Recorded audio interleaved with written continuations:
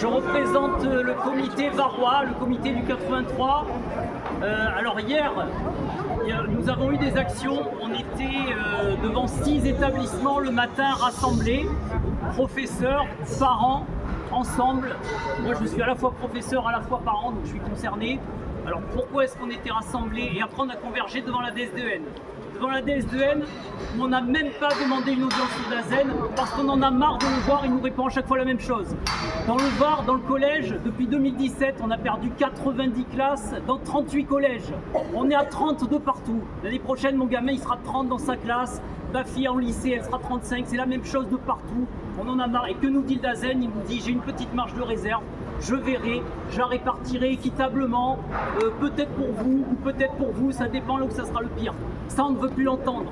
C'est pour ça qu'on s'est mis en comité. Et quand on va plus haut, quand on va au niveau du rectorat, qu'est-ce qu'elle nous répond, la rectrice?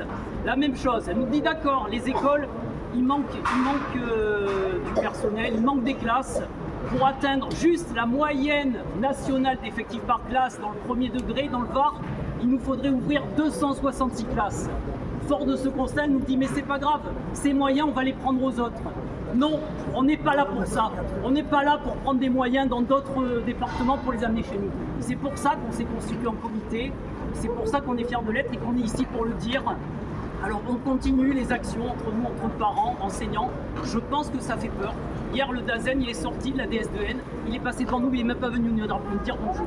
Parce qu'il sait ce qu'on fait, parce qu'il sait que ça peut bugger même si les instants sont déjà passés. Et on va continuer. Le prochain rendez-vous qu'on s'est donné dans le Var, c'est le 23 juin. Donc on se réunit alors sur un mix hybride, visio et présentiel, parce que c'est dur à chaque fois de se déplacer de tous les départements. Mais c'est pas fini, on continue et on reste en lien avec le national pour qu'on se revoit.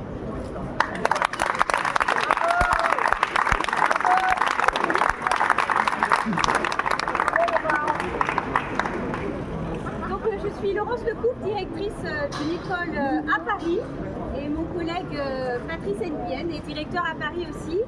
Et c'est pas la première fois qu'on vient très régulièrement, dès que des délégations viennent à Paris justement pour militer pour une école du public de qualité. En vous écoutant, on a l'impression d'entendre toutes les semaines la même chose quand il y a un rassemblement ici, que ce soit dans le premier degré, que ce soit dans le deuxième degré. En fait, petit à petit, on nous pousse à bout. Et on s'aperçoit que ce sont nos élèves qui en pâtissent. Tu parlais tout à l'heure voilà, d'élèves qui n'ont pas assez d'heures d'AESH, d'élèves qui vont arriver à des classes à 31, 32, donc dans des conditions qui ne sont pas acceptables, que ce soit pour les élèves, mais aussi pour les professeurs. Eh bien nous, le combat qu'on a aussi à Paris aujourd'hui, c'est la décharge des directeurs, puisqu'on nous a annoncé cette année que les directeurs parisiens, alors que nous avions cette possibilité de pouvoir être vraiment disponibles pour les familles, disponibles pour les élèves, disponibles pour les enseignants, pour pouvoir les accompagner, vraiment promouvoir une école publique de qualité, pour pouvoir aussi combattre, en tout cas, permettre à l'école publique de continuer à exister à Paris, eh bien, en perdant nos décharges. Aujourd'hui, on nous enterre. Voilà, donc depuis le mois d'octobre, tous les directeurs parisiens se sont mobilisés et ont créé l'ADEP 75, l'association des directeurs des écoles parisiens du 75. On milite évidemment pour notre cause qui est de maintenir les décharges, mais aussi pour tout ce que vous présentez aujourd'hui, qui participe à une école publique de qualité.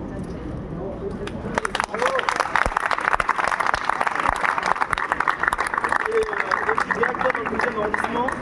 Je voulais juste affirmer ici notre solidarité par rapport à ce mouvement de contestation. Il est important de savoir que pour la France, notre pays,